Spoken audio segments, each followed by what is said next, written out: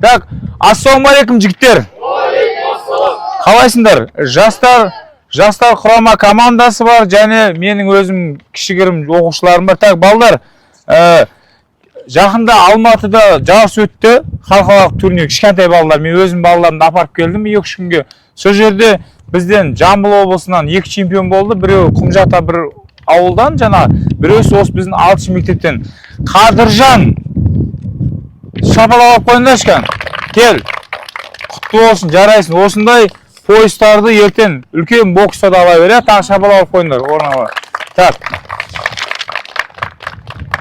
Так, жігіттер, одан кейін міне білесіңдер, өздерің кеше тағы да айттым, кеше бастап кеттік бізде. Бүгін кім жоқ кеше?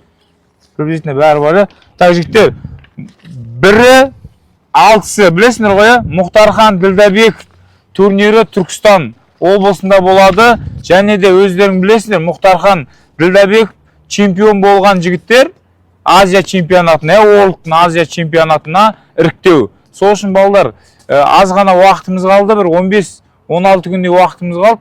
Уақыт бар, дайындалайық. Өткені сендер кеше ғана неден келдіңдер, Қызылордадан жастар ойындарынан келдіңдер.